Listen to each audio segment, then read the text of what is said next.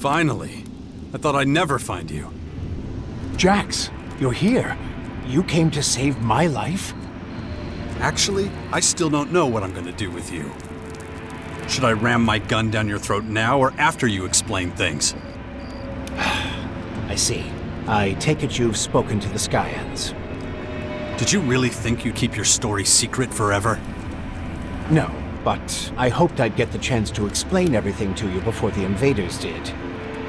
You've had plenty of chances. If things hadn't turned out this way, you probably would have taken the secret to your grave. Maybe you're right, but perhaps we should get out of here before... You're not going anywhere. Not until you tell me everything you've done. To me, to humanity. Well, seems I don't have much choice. All right, let's talk about it if we must. When did you find out about the comet heading for Magellan? Was it before or after you started planning to live forever? The comet wasn't the beginning. I first sighted it 5 years before it crashed here. But even before that, years before, when I was still a young man, I observed a much more significant phenomenon in the sky. The singularity. All my research, all the observations, all the calculations, they all told me this was an incredible discovery. It was the answer to all the questions humanity had ever asked, and more. Much more than that. But I didn't have the resources then to fathom its true nature. Then, years later, when the Infinite Skies Corporation was founded, I had my chance. Unlimited resources. Everything I needed. And still, I couldn't really comprehend what I was seeing. It seemed to turn all the laws of physics, all the laws of nature, on their head. The results of my research and the lessons I learned from the Singularity's behavior brought me fame and the recognition of my colleagues. But even when many of them tried to denounce me, I continued my research, though I soon reached the limits of what I could learn. How did you create Elex? I didn't. It was there all along, in the Singularity itself. Elex is a part of it. It just needed to be modified and adapted to humans. I was getting old then, increasingly aware of my mortality. I realized I would never reap the rewards of my work if I didn't... Find a way to live forever. Yes. Even there, the Singularity helped me set the wheels in motion. But I couldn't do it down here on Magellan. I had to go up, to the Singularity itself. It was the only place with the right conditions. But the journey would have taken far too long. I needed a faster way.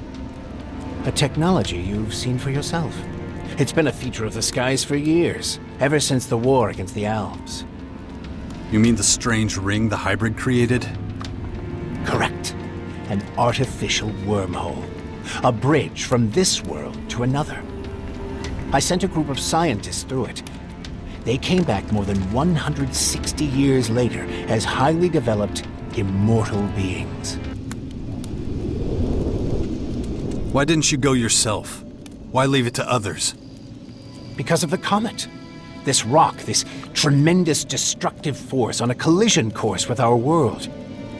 I was afraid if I went with them, we'd return to a planet reduced to rubble and dust. And that's exactly what happened. You didn't stop it. Whether you were here or on the other side of the galaxy. It wasn't a question of whether it would hit Magellan. The question was whether humanity would survive. You could have saved the planet. You could have changed the comet's course with your spacecraft. I tried. I was the one who started projects like Cassandra and Callahan. But when panic breaks out, well, few people are willing to pull together for a common cause. How did the first Elex get into the comet? My Cassandra scientists had to hurry once they reached the Singularity. They quickly had their first success. They sent Blue Elex back to us on a carrier rocket. But soon after launch, it became clear it would never reach Magellan. A fatal miscalculation they could do nothing to correct. But the rocket could reach the comet that was fast approaching the planet. So they steered it onto its path, and soon, the Elex was here, and my work could begin. Your work to prolong your miserable life at the expense of millions of other lives. Yes, a tragedy, I admit. How did you manage to smuggle all those scientists aboard Cassandra without anyone realizing it? At first, nobody knew anything about the comet or any spacecraft. Of course, once things were in the open, I was forced to share my research with everyone. Research that might save a lot of lives, maybe all of them. But Cassandra was to be my project. I kept it secret to make sure it didn't suffer the same fate as Callahan. All people did was argue, blaming mistakes on each other. I couldn't allow that to happen with Cassandra, so... So you got rid of anyone who could have talked about it, right? It was a dark time. Not one I'm proud of.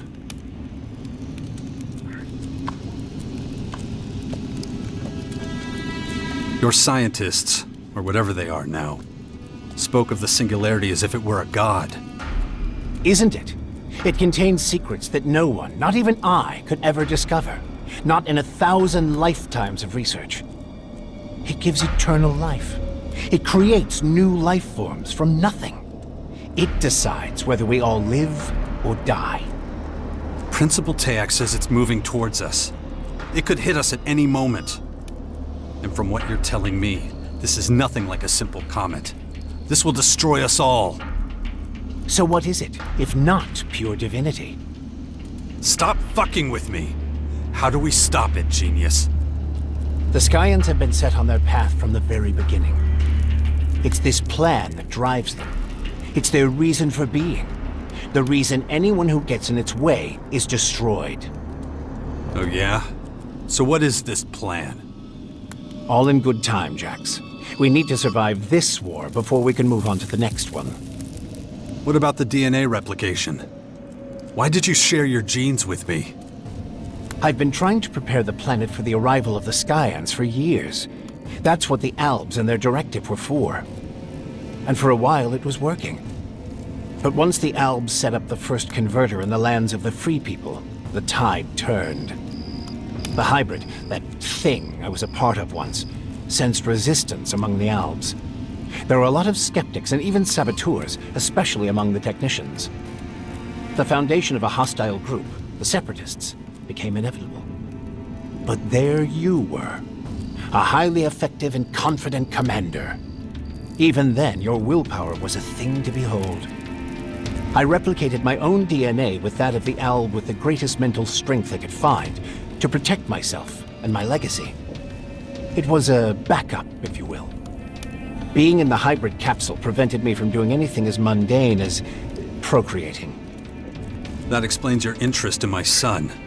But you won't be going near him again. I'll make sure of that. After the replication, your willpower became even stronger. You were the only one who could resist being promoted to Alexander. Even implanting a control chip in your head had little effect. That's one reason I chose you to establish and lead the Sixth Power. If anyone can stop the Skyans, it's you.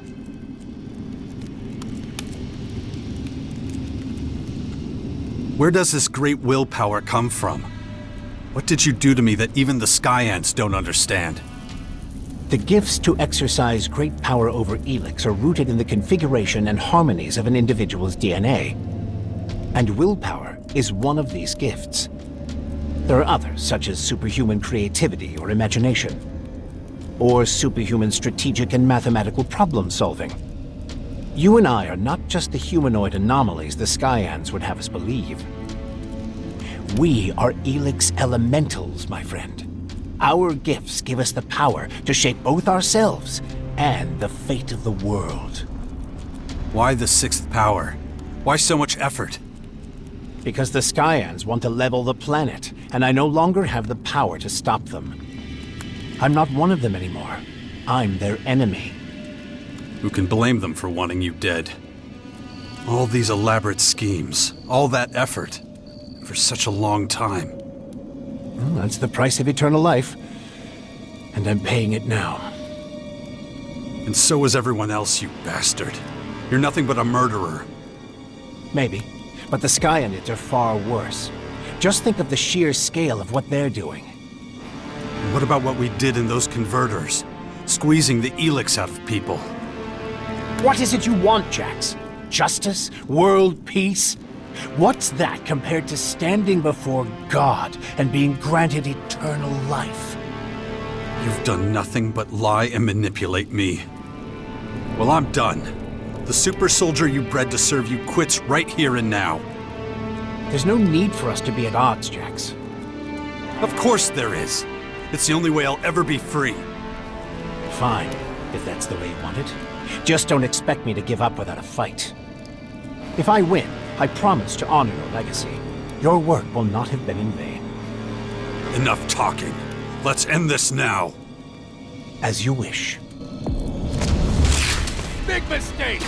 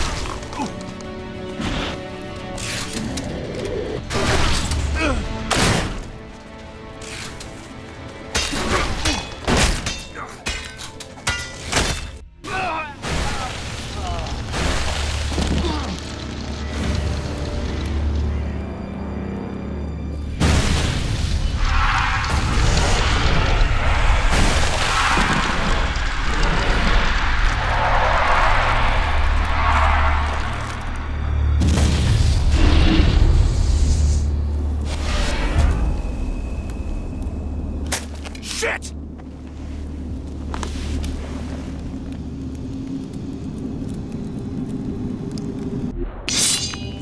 Damn it. That son of a bitch. Doesn't matter. I need to keep going. Otherwise there'll be nothing left to fight for. Man. Wardek's actions are and always have been motivated by his fears of going cold turkey off Elex. It's hard to believe if you'd seen him the way he was. The commander in charge of the Ice Palace. Probability of human survival within critical range.